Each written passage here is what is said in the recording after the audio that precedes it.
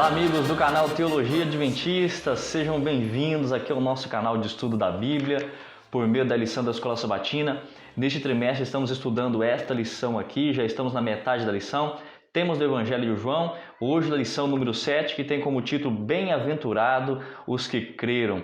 Você é muito bem-vindo, é muito bom poder contar com a sua companhia, uma satisfação ter o seu apoio e é sempre bom podermos unirmos a nossa fé e desenvolvermos essa fé através do estudo da Bíblia juntos, exercitando o músculo espiritual da fé. Você está animado? Está animada? Está preparado para mais um estudo dessa semana? Então vamos comigo para o estudo da Bíblia. Antes de avançarmos para o estudo da Bíblia, eu quero pegar um texto bíblico aqui, que é Deuteronômio 32, e ler com vocês, que fala sobre a importância dos estudos que nós fazemos toda a semana. Deuteronômio 32, verso 46 e 47, disse-lhes: aplicai o coração a todas as palavras que hoje testifico entre vós, para que ordeneis a vossos filhos que cuidem de cumprir todas as palavras desta lei. Porque esta palavra não é para vós outros coisa vã, antes é a vossa vida. Olhem só o texto, nós precisamos aplicar o nosso coração ao estudo da lição da Escola Sabatina, precisamos aplicar o nosso coração a entender a palavra de Deus, precisamos dedicar ao máximo com o nosso raciocínio, pedir ao Senhor que nos ajude a ampliar as nossas fronteiras, a expandir as nossas tendas para mais próximo do Senhor. Precisamos pedir ao Senhor que nos ajude a estar com o coração aplicado em todas as palavras. Por quê? Porque o verso 47 diz: porque esta palavra não é para vós outros coisa vã. O que estamos fazendo aqui não é coisa vã, é de muita importância, é a vossa vida, a sua salvação, a minha salvação está em jogo. Se nós viveremos por toda a eternidade nas mansões celestiais com Deus, se nós viveremos por toda a eternidade na nova terra, no novo céu e nova terra, está em jogo se nós nos aplicamos ao Evangelho ou não. Porque esta palavra não é para vocês, não é para mim, coisa vã. Nós não estamos perdendo tempo quando estudamos a Bíblia, nós estamos ganhando tempo, estamos preparando, estamos nos unindo, estamos nos enchendo de todo o poder que vem do Reino de Deus. Tendo lido esse texto aqui, agora sim nós podemos ir para a lição, para a nossa introdução, com o título Bem-aventurado os que choram. Eu achei muito importante aqui a ilustração da lição da parte de sábado, e eu gostaria de comentar um pouco. Aqui você tem alguém pregando, você tem uma caixa de diálogo e você tem uma pessoa que deixou as suas dúvidas no cabide, né? Deixou as suas dúvidas de lado, ele progrediu ascendentemente no progresso da escada, né, do conhecimento, buscando mais e mais sobre Deus e mais sobre a palavra.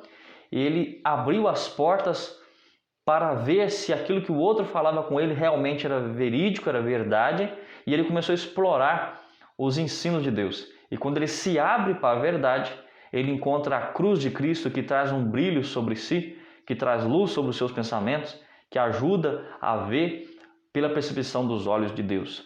Então eu achei muito bonito.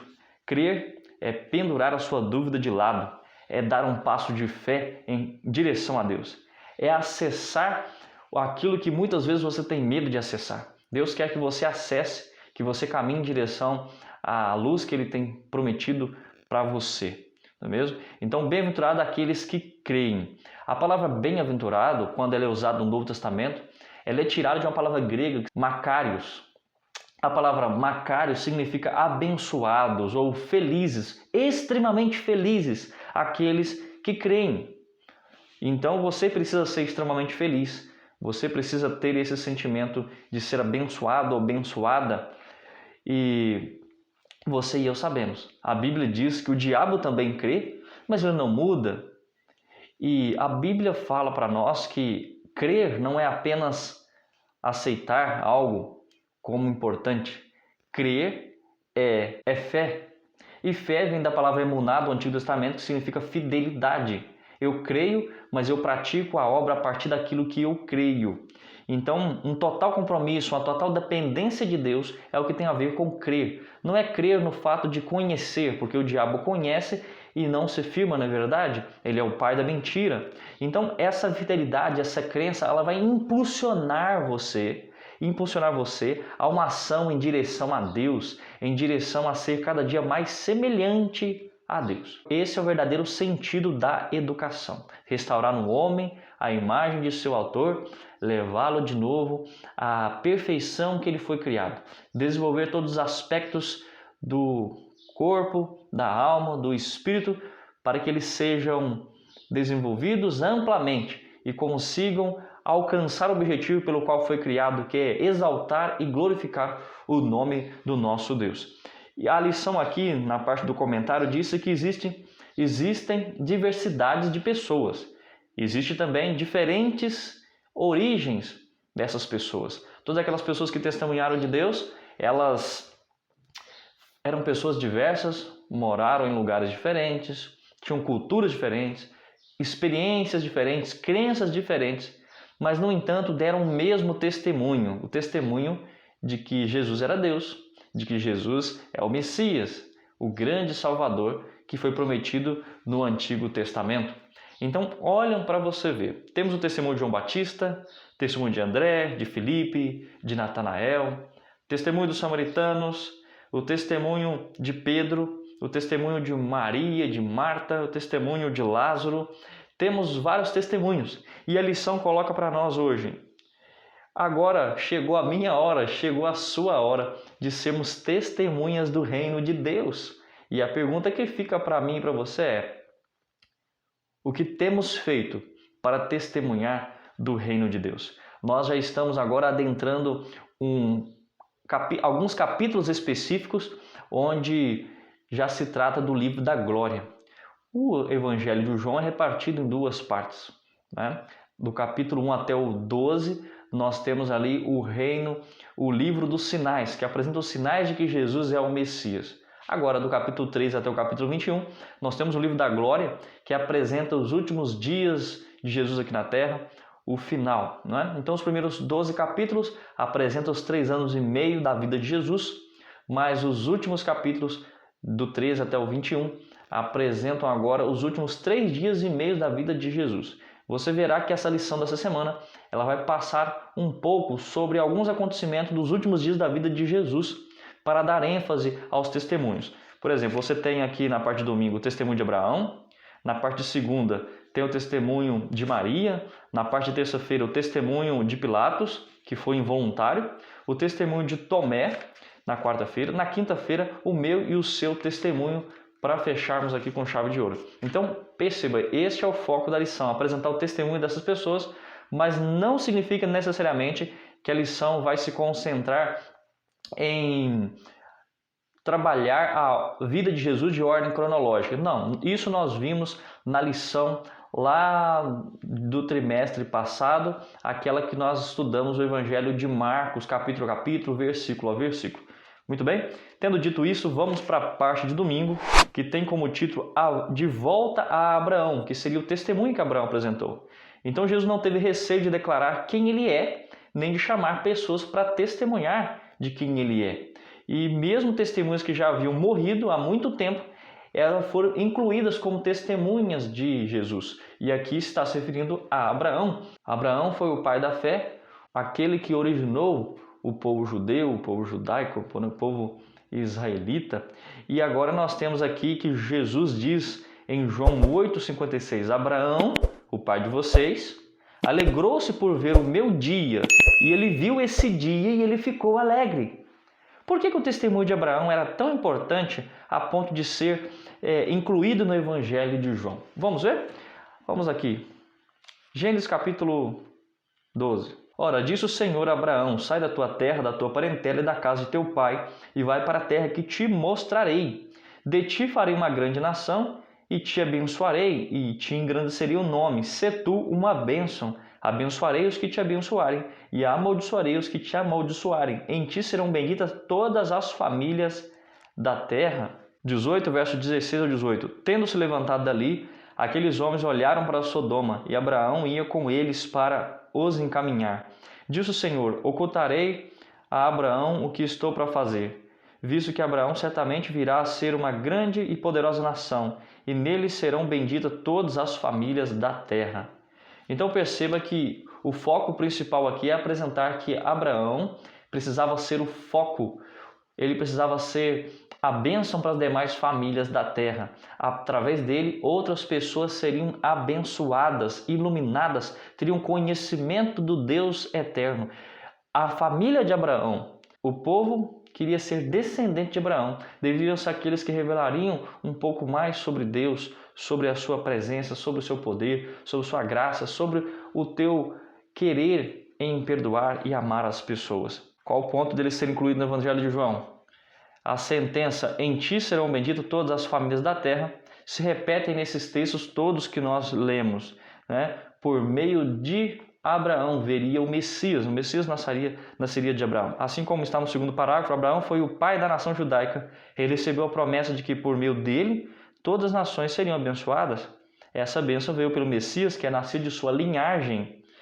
Então este é o ponto interessante. Agora, além disso, ainda temos aqui Mateus, o capítulo 1, versículo 1, e neste texto apresenta para nós livro da genealogia de Jesus Cristo, filho de Davi, filho de Abraão, mostrando a genealogia de Jesus e que Jesus era da linhagem de Abraão. Ainda quando nós vamos aqui para Atos, que está também sendo sugerido aqui na lição, Atos capítulo 3, o versículo 25, diz assim, vós sois os filhos dos profetas e da aliança que Deus estabeleceu com vossos pais, dizendo a Abraão, na tua descendência serão abençoadas todas as famílias da terra. Então, há um ponto em questão aqui que eu gostaria de comentar. Abraão foi abençoado para abençoar. Toda vez que você pede bênção a Deus, essa bênção é para você mesmo ou o intuito de receber essa bênção para que você possa abençoar outros? Deus nunca dá uma bênção para que ela fique apenas em você ou para você. A bênção de Deus é para ser comunicada a outras pessoas. Quando você pede bênçãos apenas para você mesmo, você está orando de forma inadequada.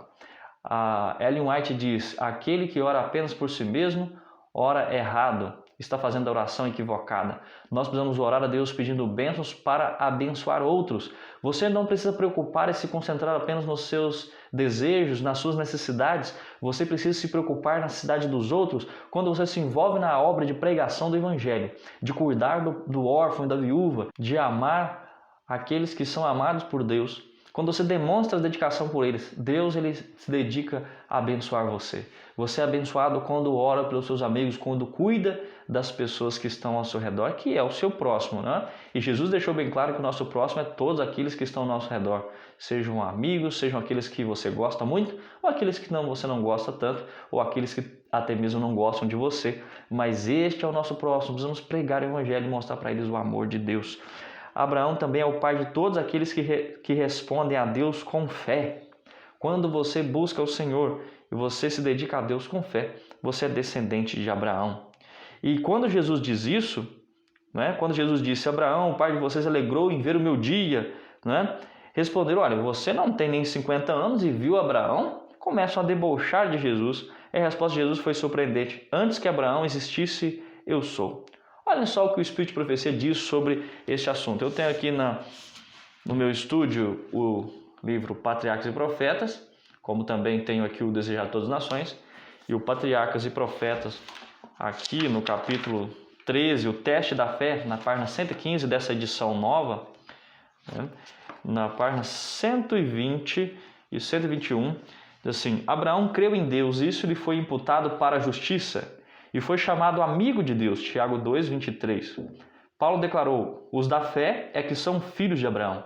Não são filhos de Abraão apenas aqueles que são da linhagem de Abraão, que têm o sangue de Abraão, que são judeus. Não, todo aquele que tem fé no Filho de Deus e crê que ele pode perdoar pecados, que ele te dá acesso ao céu, que ele te dá a oportunidade de recomeçar, você também é filho de Abraão. Mas a fé que Abraão possuía foi demonstrada por suas obras. A fé precisa ser demonstrada pelas obras. Nada disso dizer que apenas tem fé e não ter obras. O texto continua dizendo, não foi por obras que Abraão, o nosso pai, foi justificado quando ofereceu sobre o altar o próprio filho Isaque? Vês como a fé operava juntamente com as suas obras? Com efeito, foi pelas obras que a fé se consumou. Há muitos que não conseguem compreender a relação entre fé e obras. Eles dizem, apenas crê em Cristo e estará salvo.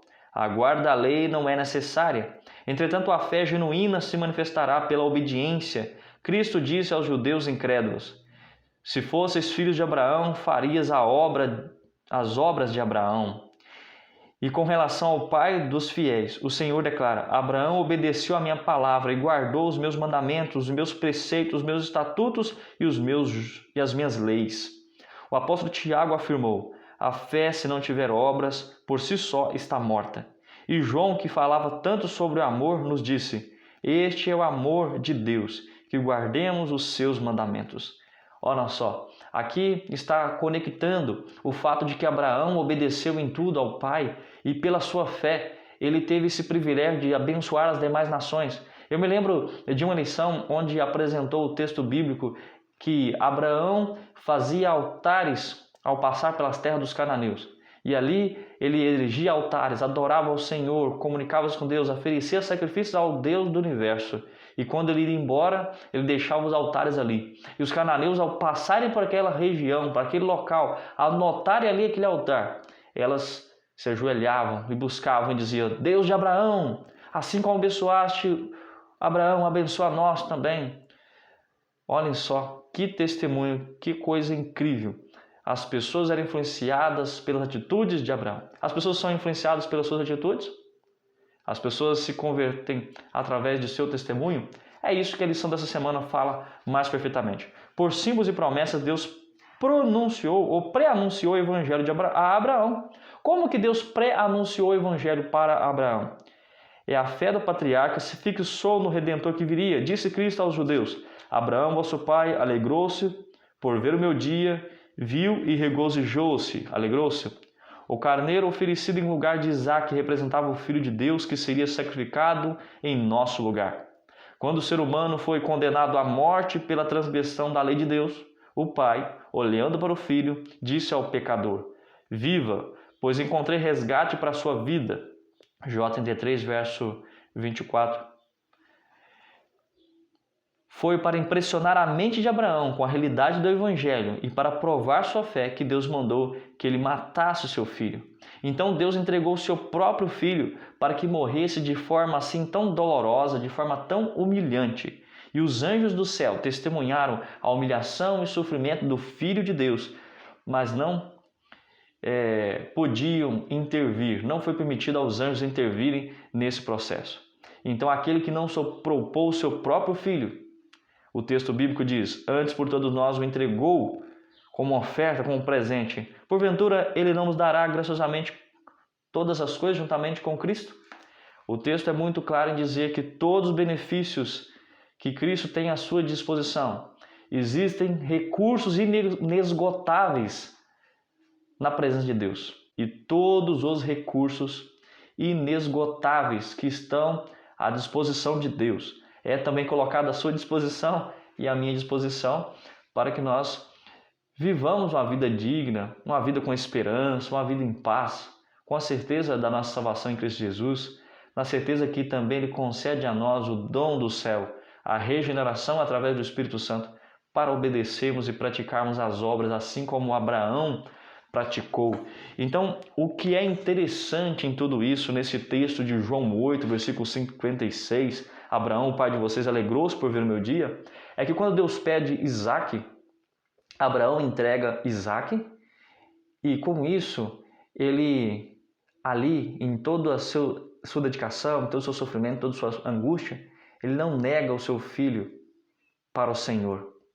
E quando Abraão não tem que matar o filho e é proposto ali um cordeiro no lugar de Isaque, ele consegue sentir aquilo que Deus faria por toda a humanidade. Nisto sim, Abraão viu o dia de Deus. Ainda tem um outro texto que eu quero ler para vocês, que diz assim: Abraão aprendeu de Deus a maior lição que já foi dada a um mortal. Foi atendida sua oração para ver a Cristo antes de morrer. Contemplou-o, viu todo quanto o mortal pode ver e ao mesmo tempo subsistir. Fazendo uma inteira entrega, habilitou-se a compreender a visão de Cristo, que lhe fora concedida. Foi-lhe mostrado que ao dar o seu Filho unigênito para salvar os pecadores da ruína eterna, Deus estava fazendo um sacrifício maior e mais admirável do que o homem jamais poderia fazer. E isso é incrível e lindo, de se perceber de que ele teve a oportunidade de sentir um pouco do que Deus sentiu, não é mesmo? Então, olhem só que coisa magnífica. Por isso, a nossa lição fala aqui, os líderes entenderam o significado do que Jesus disse, porque naquele momento eles pegaram em pedras para tirarem Jesus. O que Jesus disse? Jesus disse, antes que Abraão existisse, eu sou. João 8,58. Olha, antes que Abraão existisse, eu sou aquele que comunicou vida a Adão e Eva. Eu sou aquele que chamou Abraão para sair da sua terra. Antes dele existir, eu já existia. Eu sou o Deus Todo-Poderoso. Eu sou o Messias que veio para representar a Deus. Então eles consideraram isso uma blasfêmia e queriam matar a Jesus, mas como não tinha chegado a hora de Jesus, eles não conseguiram fazer nada com ele ainda. Leia Romanos 4, de 1 a 5, como Paulo usa a história de Abraão para revelar a verdade de que a salvação é somente pela graça mediante a fé e não pelas obras da lei. Ora, Abraão teve fé e praticou as obras. E então existe uma conexão. Você é salvo unicamente pela fé em Cristo Jesus. Mas as suas obras demonstram se você aceitou essa salvação e se você vive por ela ou não. Esses versos ajudam a compreender a verdade de que Abraão é o pai dos que vivem pela fé. Sim, quando você vive pela fé, quando você ora, quando você se dedica, quando você se empenha, você está também seguindo o exemplo de Abraão. Agora, será que nossa fé ela é tão profunda, ela é tão ampla? Será que a nossa fé é tão desenvolvida como a fé de Abraão? Para nós pensarmos. Vamos então aqui para a parte de segunda-feira, o testemunho de Maria. Lá na lição 11 do trimestre passado, levado e julgado. Lembra da lição 11 de Marcos, levado e julgado? Na parte de domingo dessa lição, você pode conferir aqui na playlist do canal, nós detalhamos muito bem essa história que aconteceu ali no jantar na casa de Simão. Um homem chamado Simão tinha dado uma festa em gratidão a Jesus, porque Jesus tinha o curado da lepra. Ele era um fariseu, um dos poucos fariseus que seguiam a Jesus. Os demais procuravam Jesus apenas para o criticar, para o prender, com inveja, com ciúme. Mas este aqui estava dando uma festa para Jesus e queria que exaltar a Jesus através desta festa. E ali estava Lázaro, que tinha sido ressuscitado por Jesus. Estava Marta, que era aquela que organizava toda a alimentação. E estava ali Maria, irmã de Lázaro, de Marta, e ela oferece a Deus a maior oferta, oferece a Jesus a sua maior oferta, porque ela pega todo o dinheiro de um ano de trabalho e compra um perfume caríssimo e derrama aos pés de Jesus. Nós não vamos entrar muito nos detalhes. Se você quiser aprender mais detalhes, vá até a lição 11 do trimestre passado e veja lá que nós falamos sobre essa lição. Mas aqui nos pergunta qual foi o significado das ações de Maria? Aquele foi um testemunho de quem Jesus realmente é? Então vamos ler aqui, ó. Nós temos João, capítulo 12, o verso 1 até o 3. Vamos ler. 6 dias antes da Páscoa foi Jesus para Betânia, onde estava Lázaro, a quem ele ressuscitara dentre os mortos.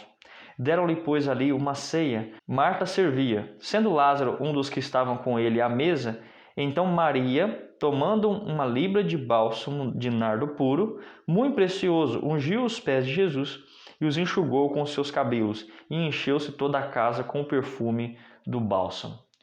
Nós falamos que isso aqui aconteceu uma semana antes de Jesus ir para Jerusalém, e aqueles últimos acontecimentos da última semana de Jesus em Jerusalém. Isso acontece um sábado à noite, provavelmente, pelo livro Desejado das Nações, porque diz que aconteceu 6 dias antes da Páscoa, mesmo? E nós notamos que o que acontece? Aqui, o foco não é a história toda em si, mas o foco aqui na parte de segunda-feira é o testemunho que Maria deu ao ungir o corpo de Jesus para o seu sepultamento. Ela unge o corpo de Jesus enquanto Jesus ainda está vivo. Ela demonstra carinho, amor, gratidão.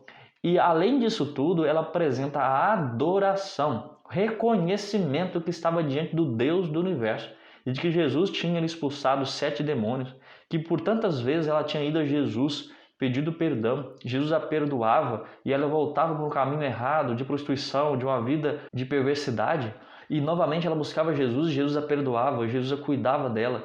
e ela agora vive uma mudança de vida. Ela se prostra aos pés de Jesus e todo o relato da história de Maria, ela é encontrada aos pés de Jesus na cruz, aos pés de Jesus quando ele ressuscita naquela manhã, aos pés de Jesus quando ele ensina na casa deles. Ela sempre estava aos pés de Jesus. Então, o valor que Jesus tinha para ela é imensurável e ela queria demonstrar isso de uma forma. Para mim, mais precioso do que o dinheiro do trabalho de um ano é agradecer o meu Jesus, é exaltá-lo. Eu pergunto para você, você teria capacidade, você teria coragem de pegar o dinheiro de um ano de trabalho e dedicar ao Senhor? Você ama Jesus mais do que um ano de trabalho? Você já parou para pensar que às vezes não amamos Jesus suficientemente? Quando nós temos dificuldade de, no meio da madrugada, acordar e orar a Deus, e nós não oramos porque estamos com sono, nós amamos mais o sono do que amamos a Deus. Às vezes, nós, antes de comermos, não temos paciência de fazer uma oração ali na presença de Deus porque amamos mais a nós mesmos, a comida, do que o próprio Deus. Quando o fim de semana chega e depois de intensas tarefas realizadas, você está muito cansado e diz, olha, eu não vou à igreja hoje, não vou para a escola sabatina porque eu estou muito cansado. Você está dizendo com isso que você ama mais o seu descanso do que ama a Deus e a Jesus. Que você não pode vigiar com Ele, nem que seja uma manhã de sábado, orando, louvando, agradecendo o nome de Deus, lhe agradecendo por todos os benefícios que Ele lhe deu durante a semana. Maria queria demonstrar a Jesus a sua fidelidade, o seu amor enquanto Jesus estava vivo. Ela não queria pegar aquele bálsamo e embalsamar o corpo de Jesus depois que ele estivesse já sem vida. Muitas vezes nós damos mais valor a abraçar corpos gelados do que a abraçar enquanto as pessoas estão vivas.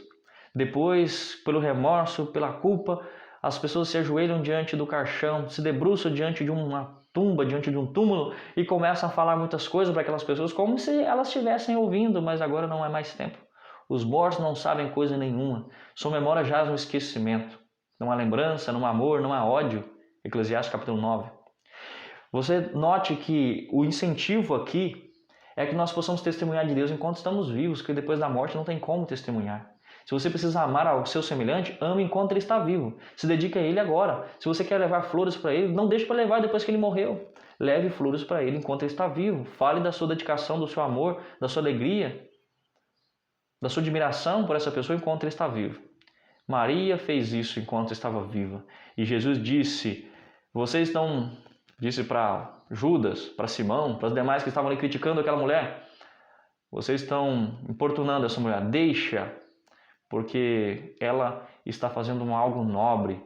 E quando o evangelho foi pregado por ainda milhares e milhares de anos, a história dela será contada, vai incentivar muitas pessoas, demonstrando o seu amor puro, o valor que ela deu a mim, a sinceridade, preciosa adoração apresentada de forma verdadeira ao reino de Deus. Não apenas um ato de carinho, mas uma profunda gratidão ao reino de Deus. Jesus sabia o que havia no coração de Maria e sabia também o que havia no coração de Judas. Há um contraste aqui, não é mesmo?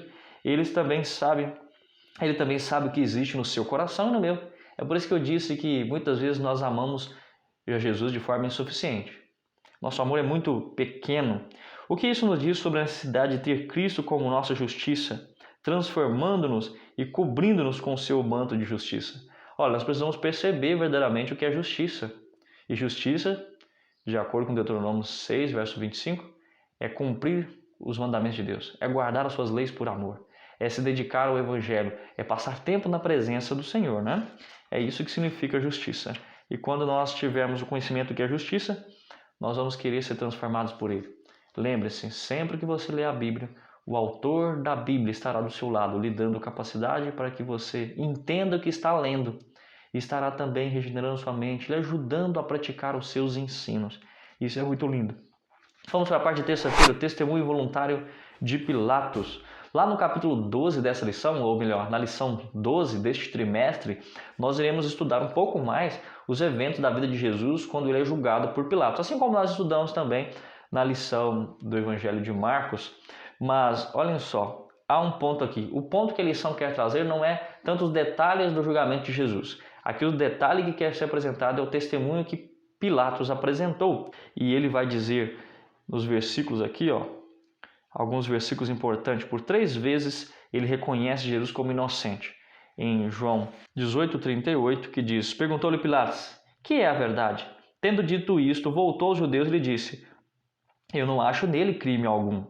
Depois, no capítulo 19, verso 4, outra vez saiu Pilatos e lhe disse: Eis que eu vou-lo apresento, para que saibais que eu não acho nele crime algum.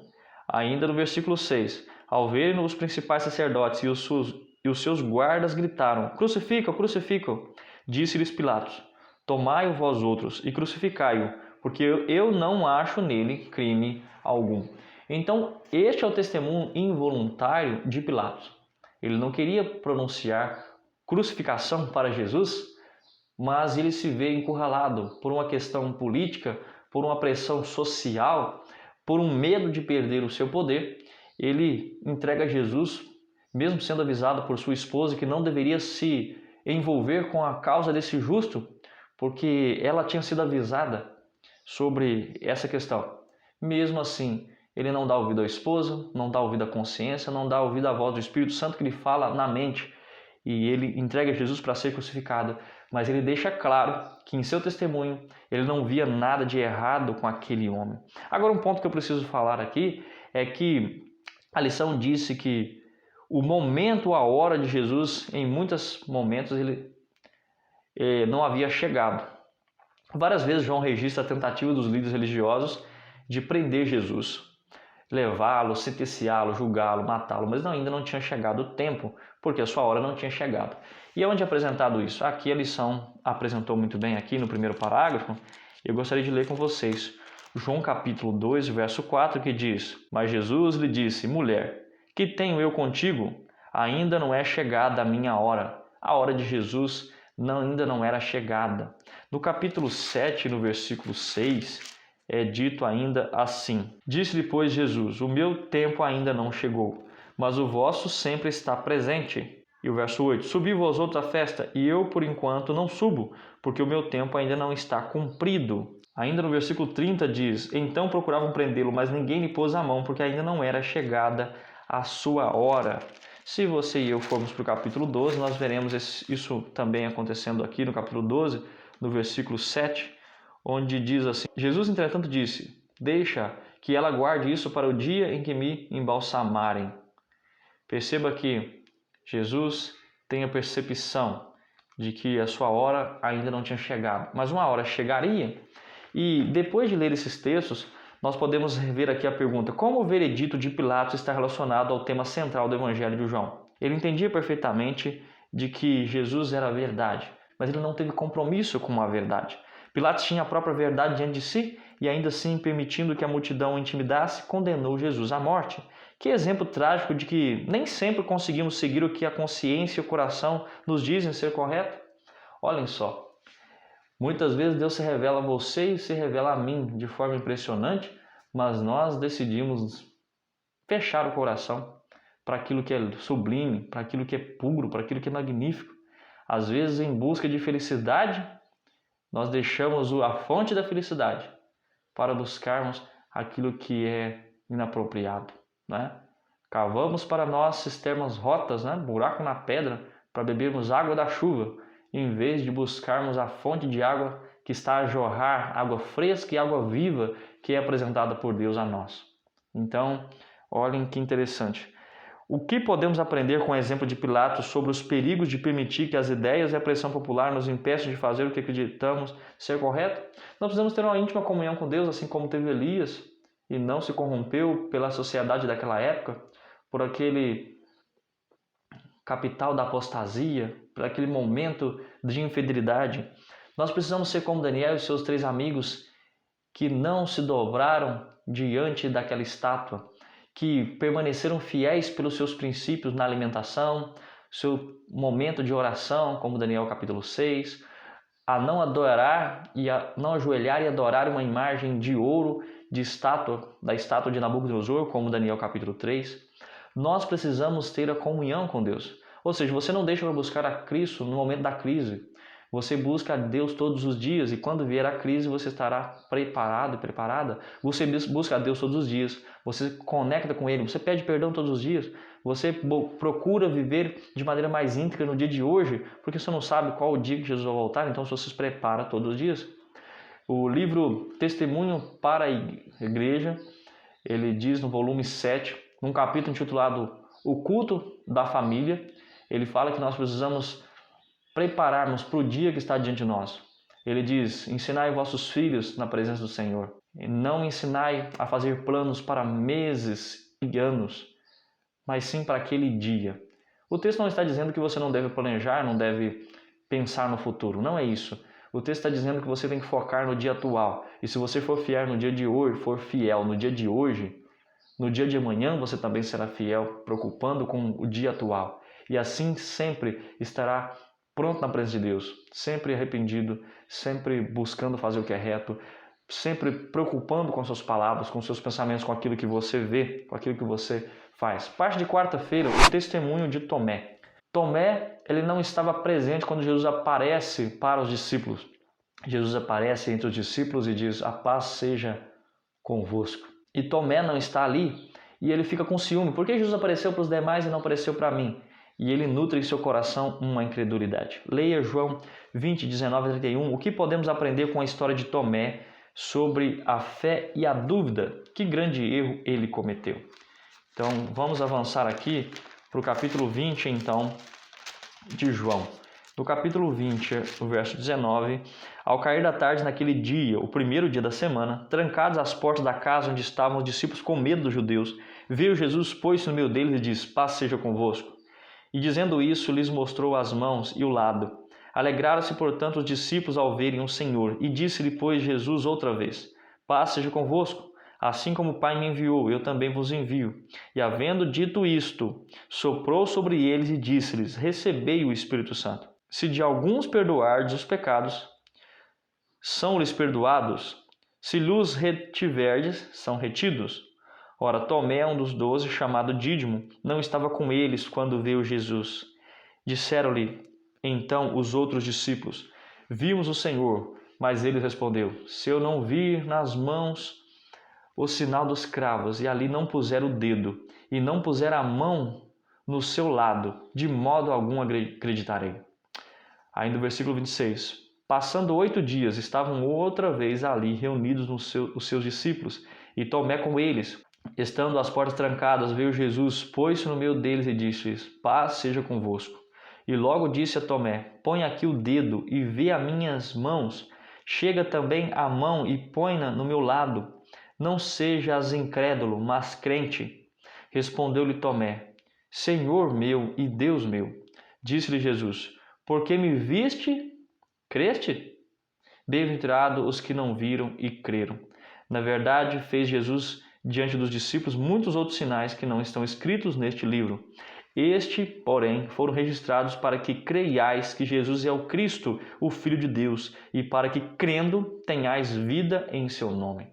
Olhem só, o que está em foco aqui é crer, mas crer sem ver.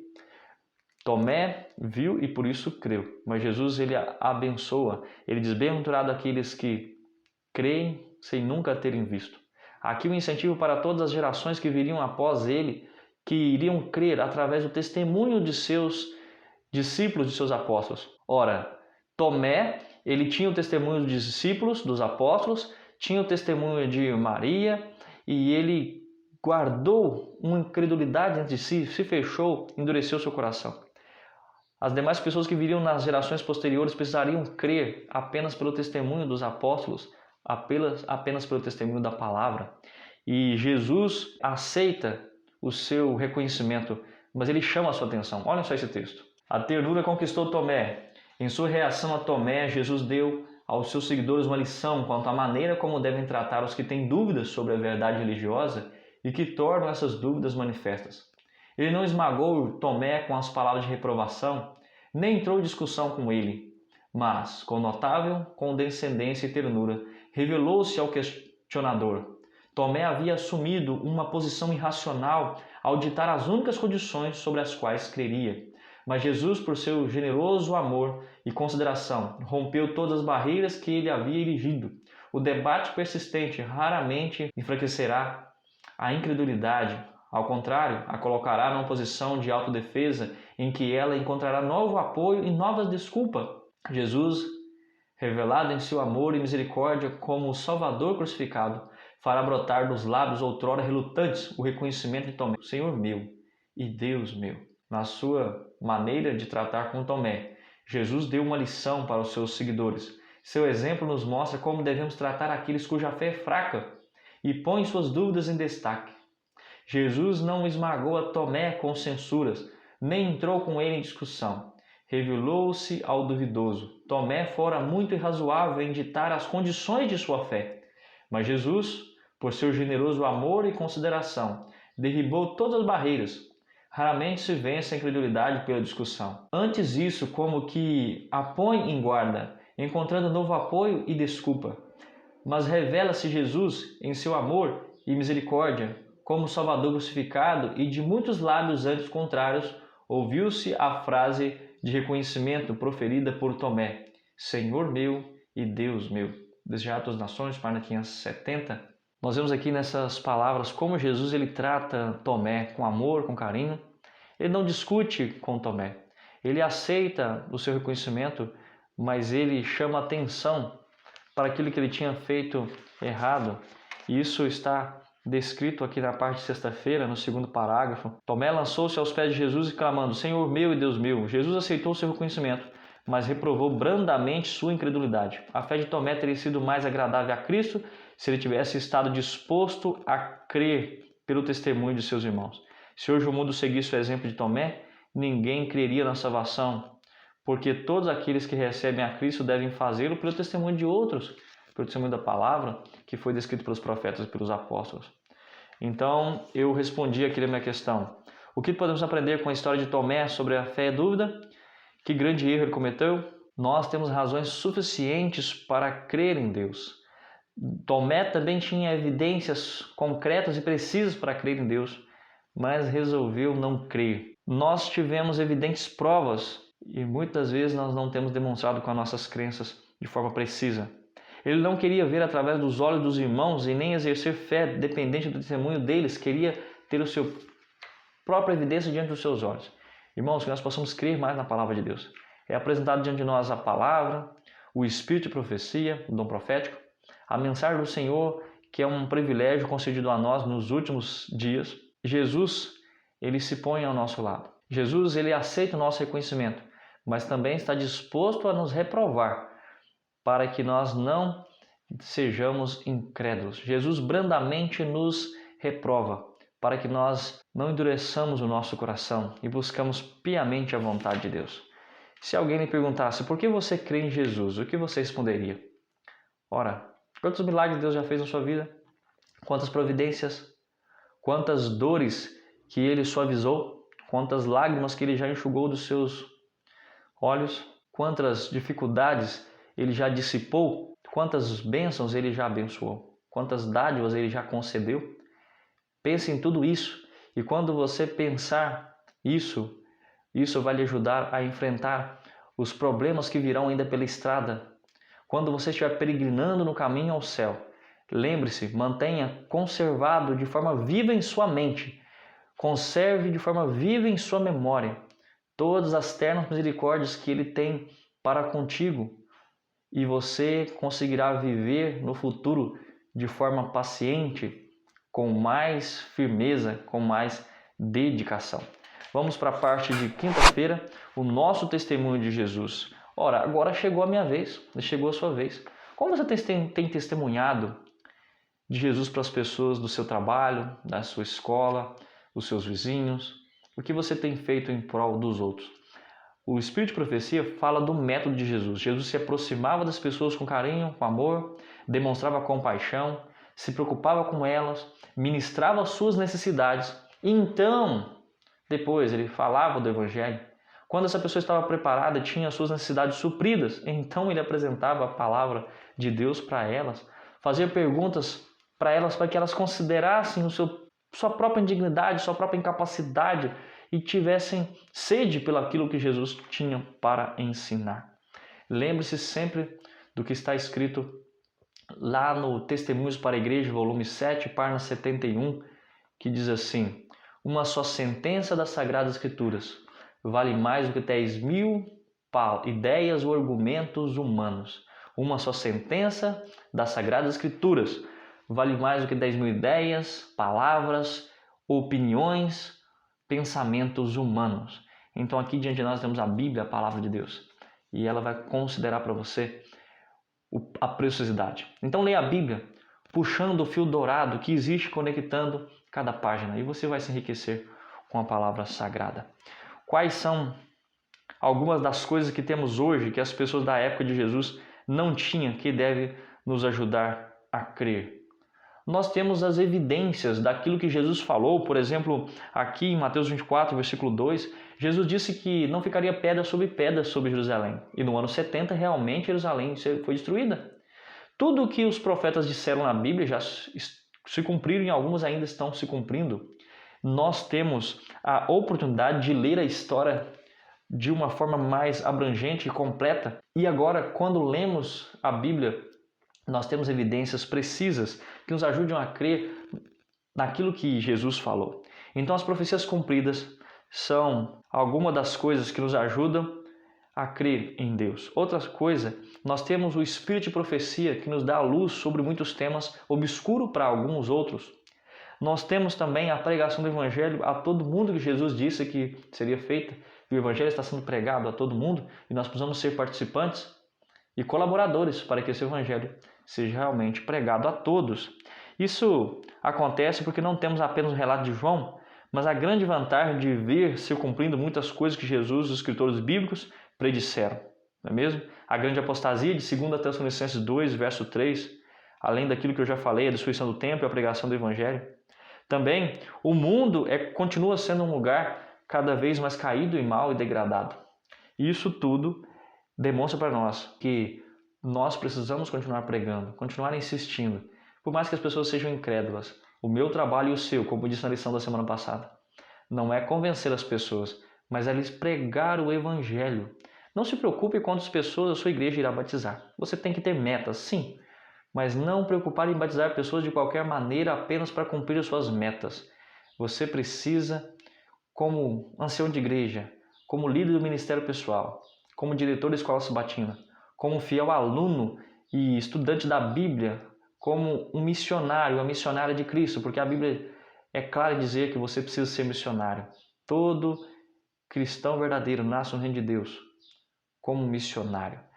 Você precisa apenas pregar o Evangelho, orar incessantemente pelas pessoas, apelar aos corações, mas deixar com que o Espírito Santo faça a obra, e Ele vai fazer com certeza. É pela leitura das Sagradas Escrituras, sob o poder convincente do Espírito Santo, que aceitamos Jesus como nosso Salvador, e é assim também que as pessoas serão convencidas, não é por linguagem humana, por persuasão humana, mas pelo poder do Espírito Santo que convence, que direciona. Você leva a palavra, e essa pessoa agora que recebe a palavra, ao ir dormir, ele começa a se examinar, ele começa a pensar nas suas práticas diárias, nas suas atitudes, nos seus projetos, e ele é tocado pelo Espírito Santo a ter o coração rasgado pela palavra, e essa palavra que purifica, é que limpa do pecado, é que remove a sujeira, é que coloca os seus pés sobre a rocha e lhe firma os propósitos. A palavra de Deus. Jesus está nos chamando a pregar a palavra de Deus. Então cada um à sua maneira e a partir do relacionamento com Deus pode ter uma história para contar, a qual pode não ser tão impressionante quanto ver um morto ressuscitado ou um cego curado. Mas o que importa é que conhecemos a Jesus do nosso modo, testemunhando dele, como fizeram as pessoas mencionadas em João. Você tem também uma história para contar. Vá até as pessoas e diga o que Jesus fez por você. Conte de como Jesus te removeu o vício, de como Jesus te firmou os pés, de como Jesus te deu um propósito firme, de como Jesus colocou paz e bem-estar no seu coração. Vai e diga como Jesus restaurou o seu casamento. Vai e diga como Ele cuidou dos seus hábitos de vida, e nesses seus hábitos, você mudando a sua alimentação, você teve mais saúde, melhor sono, melhores condições de estudar a palavra de Deus. Demonstre para as pessoas o que Ele tem feito e você verá que outras pessoas demonstrarão querer saber mais de como houve essa mudança em você. Agora, se não existe mudança no seu coração, na sua vida, você precisa rever o seu cristianismo. Você precisa se entregar mais profundamente, passar mais tempo em oração e entrega ao Senhor.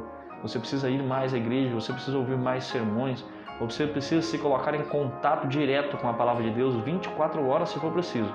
Mas você não pode perder o céu. Jesus está voltando. O reino de Deus está vindo, o reino da glória, para que o reino de Deus que já está no seu coração seja evidente e você possa apalpá-lo, você possa sentir o aroma agradável de Jesus, a presença dos seus santos anjos de forma corpórea. Enquanto Ele não vem, sigamos esperando. Enquanto Ele não vem, continuemos avançando, continuemos testemunhando desse Jesus. O que você vai contar para as pessoas? O que você vai testemunhar essa semana? Ore a Deus e peça a Ele que dê-lhe a oportunidade de pregar o Evangelho para alguém. E Ele vai proporcionar essa oportunidade e você vai ser usado por Ele. Que Deus abençoe você e nós nos encontramos na semana que vem.